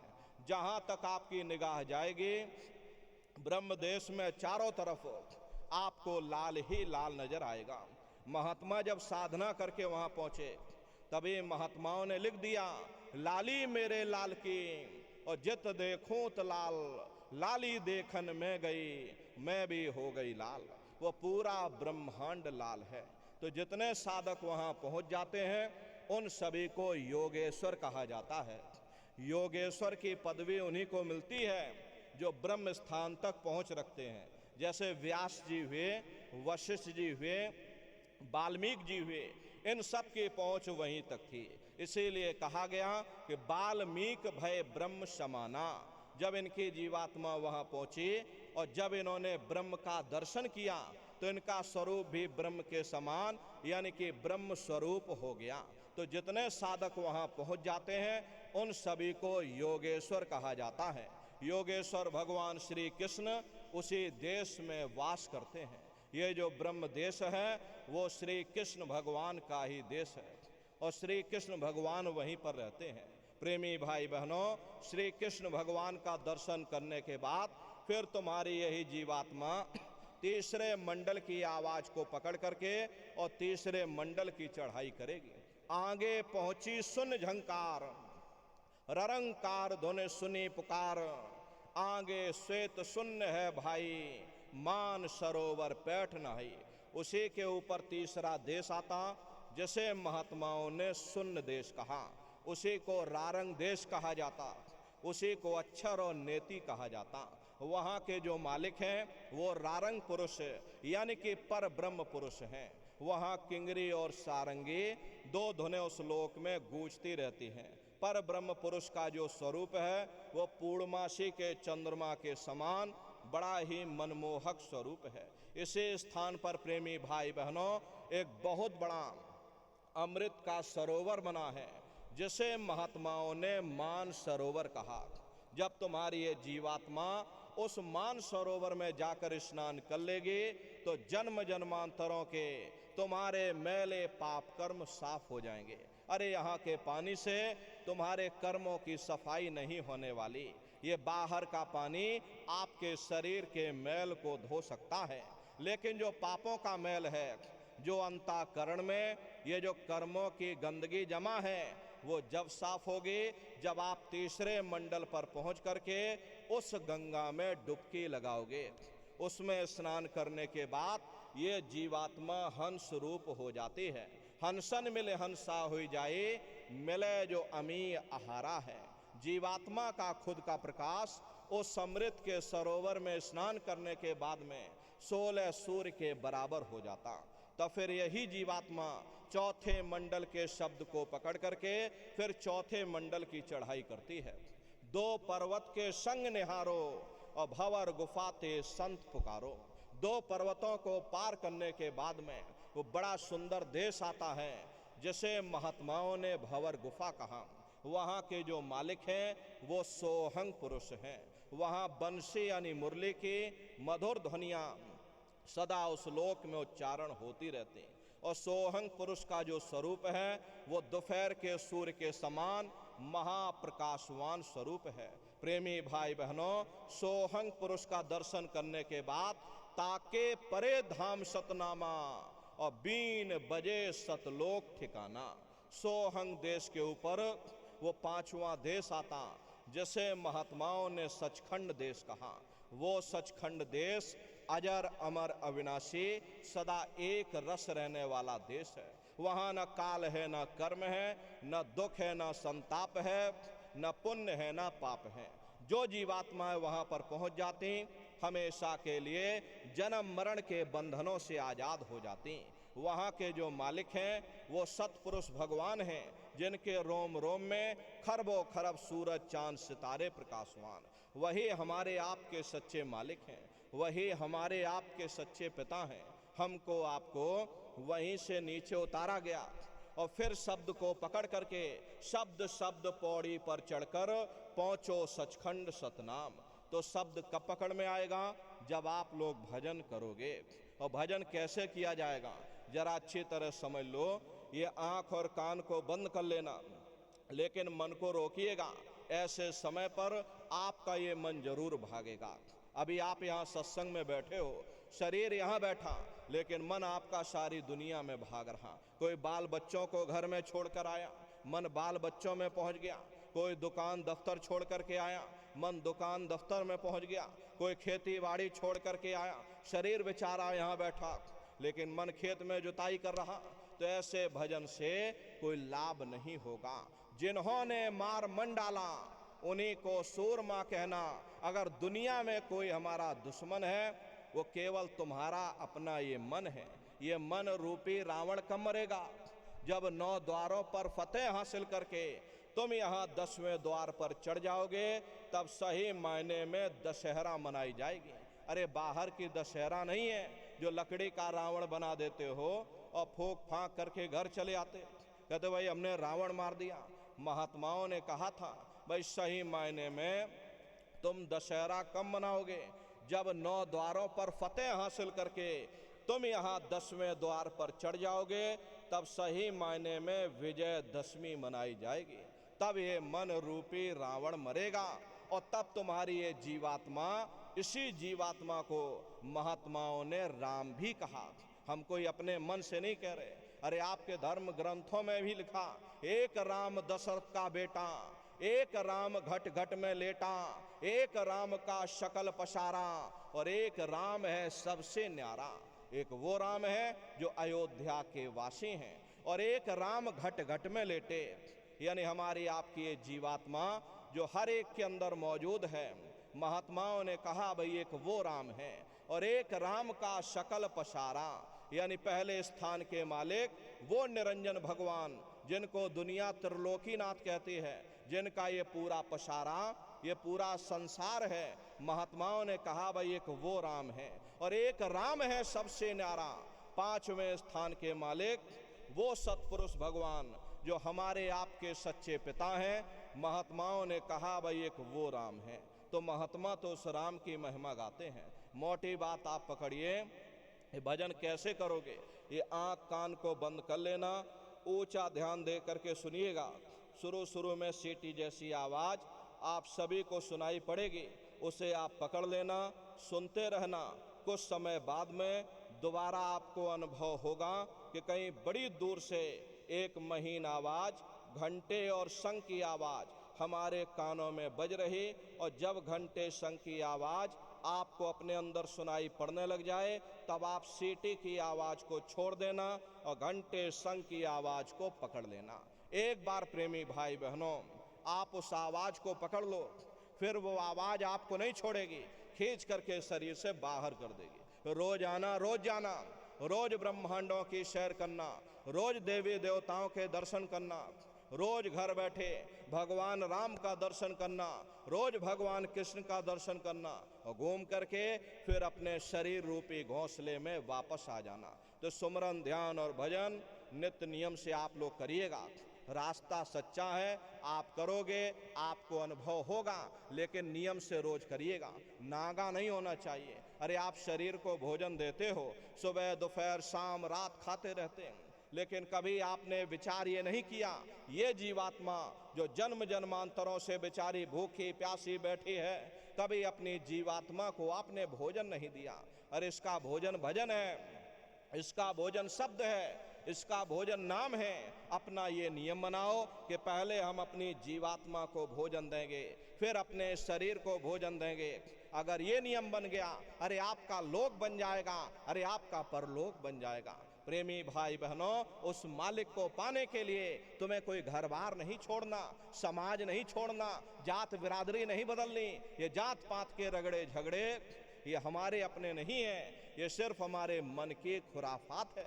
अरे आप अपनी बुद्धि से विचार करिएगा, जब गुरु नानक साहब नहीं आए थे तब कोई सिख नहीं था, जब मोहम्मद साहब नहीं आए थे तब कोई मुसलमान नहीं था, जब ईसा मसीह साहब नहीं आए थे तब कोई ईसाई नहीं था, और पीछे लौटते चले जाओ तो केवल मनुष्य ही मनुष्य रह जाते हैं। ये रगड़े झगड़े किसने पैदा किए? ये हमने आपने पैदा किए। कोई भी महात्मा यहाँ पर आकर के ना कोई कौम मनाने आता है, ना कोई महात्मा यहाँ पर मजहब चलाने आते हैं, ना कोई यहाँ जात बिरादरी को बदलने आते हैं, और ना ही आप हमारे हाथों में ये डंडे और तलवारें देने के लिए आते। अरे आप तो सच्चा मार्ग, सनातन मार्ग समझाने के लिए इस धरा भूमि पर शरीर रूप में अवतरित तो होते। जाते पाते पूछे नहीं कोई, हरि का भजय सो हरि का होई। लोग यहाँ जात पात बनाते बनाते मर गए, लेकिन ऐ नर नारियों, जब तुम्हारी ये जीवात्मा इस मनुष्य रूपी चोले को छोड़ करके जब आप ऊपर धर्मराज की कचहरी में पहुँचोगे, वहाँ ना आपसे ये पूछा जाएगा कि भाई तुम के जाति के हो, या तुम किस कौम के हो, किस मजहब के हो। अरे भाई तुम हिंदू हो या मुसलमान हो, तुम हिंदुस्तान से आए हो या तुम पाकिस्तान से आए हो, अरे वहाँ तुम्हारे कर्म देखे जाएंगे, भक्ति भाव देखा जाएगा, मालिक से मिलने का प्रेम और प्यार देखा जाएगा। इसीलिए महात्मा समझाते हैं भाई मालिक को पाने के लिए तुम्हें कोई जात बिरादरी नहीं बदलनी है, कोई कौम मजहब नहीं बदलना। अरे भाई तुम अपने अपने घर परिवार में रहो, अपने अपने समाज में रहो, अपने अपने समाज के साथ रहो, बाल बच्चों के साथ रहो, जो रीत नीत है उसको अपनाओ। लेकिन प्रेमी भाई बहनों 24 घंटे में घंटा 2 घंटा अपनी जीवात्मा के कल्याण के लिए सुरत शब्द नाम की कमाई यानी सुमरन ध्यान भजन करिएगा, यही दौलत तुम्हारे काम आएगी। बाकी सब रगड़े झगड़े ये सब हमारे आपके यहीं पड़े रह जाएंगे। सुई की एक नोक भी हमारे आपके साथ में जाने वाली नहीं है। अरे बड़े बड़े राजे महाराजे आए, सारे जिंदगी उन्होंने ये किला बनाते बनाते गुजार दिया। आज उनके किलों को जाकर देखिए, आज खंडहर बने पड़े हुए। विश्व विजेता सिकंदर सारी दुनिया पर राज करने का ख्वाब देखता था, वो भी मुट्ठी खोल करके चला गया। अरे कोई क्या साथ लेकर जाएगा? जो चीज तुम्हारे साथ में जाने वाली वो केवल परमात्मा की भक्ति है। इसलिए प्रेमी भाई बहनों वो दौलत कमा लो जो अंत समय तुम्हारे काम आवे। सुमरन ध्यान भजन बराबर आप लोग करिएगा। और देखो प्रेमी भाई बहनों हमारी आपसे प्रार्थना है सभी लोग शाकाहारी रहिएगा, क्योंकि हमारे गुरु महाराज ने शाकाहार पर विशेष जोर दिया। गुरु महाराज हमारे कहते थे कि बच्चे बच्चियों आप लोग शाकाहारी रहना और शाकाहार का प्रचार अपने अपने क्षेत्रों में बराबर आप लोग करते रहिएगा। प्रेमी भाई बहनों इसी से देश और दुनिया में भारी परिवर्तन होगा। परिवर्तन कोई कानून बनाने से नहीं होता, परिवर्तन कोई आंदोलन करने से नहीं होता, परिवर्तन कोई तोड़फोड़ करने से नहीं होता। परिवर्तन तब होता है जब लोगों के विचार बदलते, लोगों की भावनाएं बदलती हैं। और विचार जब बदलेंगे जब लोगों का खान पान शुद्ध होगा। देसी कहावत है जैसा खाए अन्न वैसा होए मन। जब इंसान पशुव्रती भोजन करेगा तो उसकी बुद्धि स्वतः ही पशुओं जैसी हो जाएगी। फिर जिस शराब के नशे में माँ बहन बेटी की पहचान खत्म हो जाए, उस शराब को पी करके यह कैसे पता चलेगा कि क्या अच्छा और क्या बुरा है? यही कारण है कि आज घर समाज में ये दुनिया भर के अत्याचार और दुनिया भर के व्यभिचार फैले हुए। अरे हम लोग देखिए मंदिर बनवाते हैं, उन मंदिरों में नहा धो करके जाते हैं, कहते भाई परमात्मा के रहने की जगह है, हमको नहा धो करके जाना चाहिए, फूल अगरबत्ती ले जाना चाहिए। कोई उन मंदिरों में कूड़ा कचरा नहीं डालता। अगर कूड़ा कचरा डालोगे आपस में लाठियां चल जाएंगी। फिर ये जो हरि मंदिर है, ये पंच भौतिक शरीर जिसे महात्माओं ने हरि मंदिर कहा, इसमें तुम हाड़ मांस के लोथड़े डालते हो, इसमें शराब के कतरे डालते हो। अपने बनाए हुए मंदिर की आप कद्र करोगे और परमात्मा के बनाए हुए इस हरि मंदिर को आपने जीते जी कब्रिस्तान बना दिया तो सख्त सजा मिलेगी। अरे महात्माओं ने लिखा है कि तिल भर मच्छी खाए के कोट गौ दे दान और काशी करवट जामरे निश्चय नरक निदान। यदि तिल भर भी मच्छी खा करके फिर चाहे कोटान कोट तुम गौओं का दान करो और काशी में जा करके मत्था रगड़ते रगड़ते अपनी पूरी जिंदगी वहां पर गुजार दो, फिर भी तुमको तुम्हारे गुनाहों की सजा मिलेगी, कोई बच नहीं सकता। क्योंकि ये कर्म भूमि है, यहाँ तुम जैसा कर्म करोगे वैसा फल मिलेगा। देखिए इस कर्म भूमि पर कृष्ण भगवान तक नहीं बच पाए। उस समय बाली को छिप करके बाण मारा था और वही बाली कृष्ण अवतार में बहेलिया बन करके आ गया और कृष्ण भगवान के पैरों में पद्म चमकता था। हिरण की आंख समझ करके और बहेलिये ने निशाना मार दिया और जब पास में आकर के देखा कृष्ण भगवान थे। अफसोस करने लगे, लेकिन कृष्ण भगवान ने उसको समझाया कि भाई इसमें तुम्हारा कोई दोष नहीं, उस समय हमने तुमको मारा, आज तुमने हमको मार दिया, हमारा तुम्हारा अदला बदला पूरा हो गया। कर्म प्रधान विश्व रच राखा, जो जस करे सो तस फल चाखा। ये कर्मों का ऐसा देश है, यहाँ तुम जैसे बीज बोगे वैसे ही फसल काटोगे। इसलिए प्रेमी भाई बहनों, आपसे हमारी प्रार्थना है या आप लोग शाकाहारी रहिएगा। कोई ऐसा नशा मत करना जिससे बुद्धि आपकी पागल हो जाए, घर में माँ बहन बेटी की पहचान खो दो। अरे आप अपने आप को कट्टर हिंदू मानते हो, अरे भाई हम कट्टर हिंदू हैं, हमसे बड़ा सनातनी दुनिया में कोई नहीं, हम भगवान राम को मानने वाले हैं और हम भगवान कृष्ण को मानने वाले। अरे भाई आप राम को मानते हो और आप कृष्ण को मानते हो तो उनके आदर्शों पर भी चलना सीखो। भगवान राम ने कभी नहीं कहा कि तुम मांस खाओ, या भगवान कृष्ण ने कभी नहीं कहा कि तुम शराब पियो। जितने देवी देवता अवतार हुए सभी यही कह करके गए कि अहिंसा परमो धर्मा। अगर हमने किसी को बनाया नहीं तो मिटाने का अधिकार हमारे पास नहीं। अरे आप इंसान हो, इंसान का काम है दया करने का, दया धर्म का मूल है। इसलिए आप जीवों पर रहम करो, रूहों पर रहम करो। सभी लोग शाकाहारी रहना और शाकाहार का प्रचार अपने अपने क्षेत्रों में बराबर आप लोग करते रहिएगा। अरे सतयुग कैसे आएगा, राम राज कैसे आएगा? राम राज कोई भाषण देने से नहीं आएगा। राम राज जब आएगा जब लोगों के अंदर अच्छे विचार आएंगे, वरना राम के समय में भी रावण जैसे असुर होते थे, कृष्ण के समय में भी कंस जैसे असुर होते थे। अरे तब भी लड़ाइयाँ होती थीं, तब भी युद्ध हुआ करते थे। राम राज का मतलब है अच्छे विचारों का आना। अच्छे विचार जब आएंगे जब हर इंसान मानव धर्म का पालन करेगा। मानव धर्म क्या कहता है? सत्य, दया, अहिंसा, प्रेम और करुणा, यही मानव धर्म है, यही मानव धर्म का आधार है।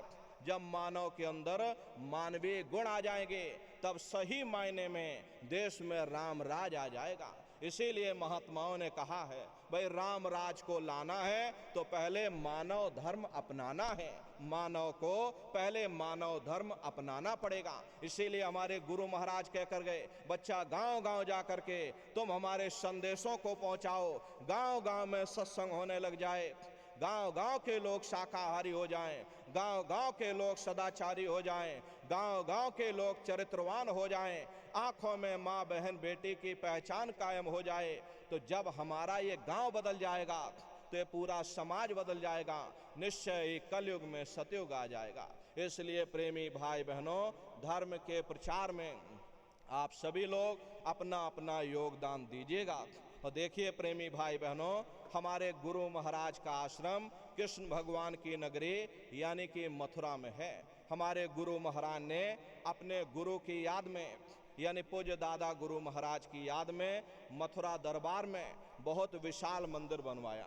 गुरु महाराज हमारे कहते थे, बच्चा मंदिर का वो देवता वहाँ पर बैठ करके बरकत बांट रहा। अरे आप लोग आइए, वहाँ कोई रुपया पैसा नहीं चढ़ाया जाता, कोई चंदा चुटकी नहीं। अरे आप लोग आए, मंदिर के देवता के सामने अपनी एक बुराई को चढ़ा दीजिए। वहाँ पर बुराई चढ़ाई जाती है कि हम आज से मांस मछली नहीं खाएंगे, हम आज से अंडा शराब का सेवन नहीं करेंगे, हम आज से झूठ नहीं बोलेंगे, हम आज से किसी को धोखा नहीं देंगे। अरे आप अपनी एक बुराई चढ़ा दो, आपकी एक मनोकामना पूरी होगी। ऐसा वरदानी मंदिर हमारे गुरु महाराज ने अपने गुरु की याद में मथुरा दरबार में यानी कृष्ण भगवान की नगरी में बनाया। प्रेमी भाई बहनों, तो समय निकाल करके आप लोग मथुरा पधारिएगा। देखिए अभी भंडारे का कार्यक्रम 8 दिसंबर से और 12 दिसंबर तक मथुरा आश्रम पर मनाया जाएगा। तारीख आप लोग याद रखिएगा, 8 दिसंबर से और 12 दिसंबर तक पूज्य दादा गुरु महाराज का ये 5 दिवसीय भंडारे का कार्यक्रम होगा। तो आप सभी प्रेमी भाई बहन भंडारे के अवसर पर पधारिएगा। देश के कोने कोने से दसियों लाख की संख्या में सत्संगी प्रेमी भाई बहन मथुरा दरबार में पधारते हैं। उनके रहने ठहरने के लिए अलग अलग जिलों के वहाँ पर टेंट राउटी डेरे लगाए जाते हैं। भोजन पानी के लिए अलग अलग जिलों के भंडारे वहाँ पर बराबर चलते रहते हैं। हजारों हजार की संख्या में बराबर वहाँ पर भंडारे चलते रहते हैं। अपना बहुत बड़ा आश्रम है, करीब करीब 10 किलोमीटर के व्यास में अपना आश्रम बना हुआ, वहीं पर ये कार्यक्रम होता है। अपने आश्रम पर हमारे गुरु महाराज की एक छोटी सी गौशाला भी है। हमारे गुरु महाराज के पास में कुल 2 गाय थी। 2 गायों का इतना बड़ा परिवार है कि आज के समय में करीब करीब 3000 गायें हैं और 3000 के ऊपर सांड हैं। गौशाला अलग है और नंदीशाला अलग है। और उसी के बगल में अपना एक बहुत बड़ा विद्यालय है जिसमें 2500 से 3000 बच्चे निःशुल्क विद्या अध्ययन करते हैं। और उसी के बगल में अपना एक बहुत बड़ा अस्पताल भी है।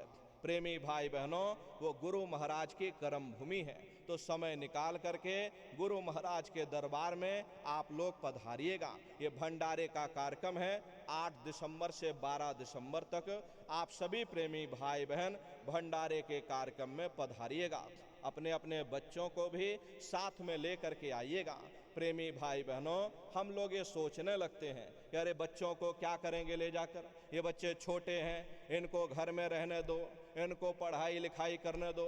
अरे पढ़ाई लिखाई जरूरी है, हम आपकी ये बात मानते हैं कि आज के समय में शिक्षा बहुत जरूरी है, लेकिन शिक्षा के साथ साथ अच्छे संस्कार भी जरूरी हैं। इसलिए प्रेमी भाई बहनों, ये संस्कार कैसे पढ़ेंगे? महात्माओं के वचनों से पढ़ेंगे, सत्संग के माध्यम से पढ़ेंगे। इसलिए प्रेमी भाई बहनों, आपसे हमारी ये प्रार्थना है, जब भी आप लोग पधारिएगा अपने अपने बच्चों के साथ, इष्ट मिष्ट परिवार वालों के साथ पूज्य दादा गुरु महाराज के इस पावन भंडारे के कार्यक्रम में सब परिवार सादर आमंत्रित हैं। आप लोग पधारिएगा। सुमरन, ध्यान और भजन बराबर आप लोग करते रहना। इतना जान लीजिए प्रेमी भाई बहनों, ये रास्ता बिल्कुल सच्चा है। आप करोगे, आपको अनुभव होगा, दिखाई भी पड़ेगा, सुनाई भी पड़ेगा। हर आपका लोक भी बन जाएगा और आपका परलोक भी बन जाएगा। इसी के साथ अब हम अपनी वाणी को विराम देते हैं। आप लोगों ने अपना कीमती समय दिया, इसके लिए आप सभी प्रेमी भाई बहनों को बहुत बहुत साधुवाद है। बोलो जय गुरुदेव, जय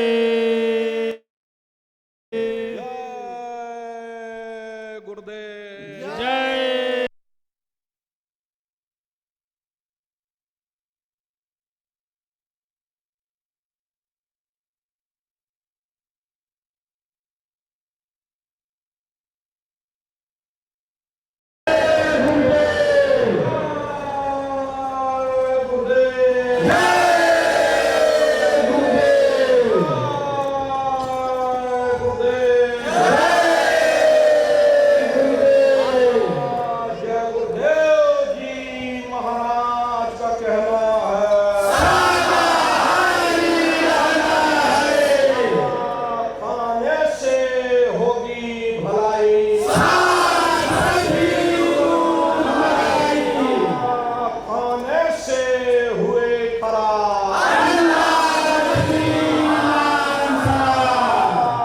जोड़ कर विनय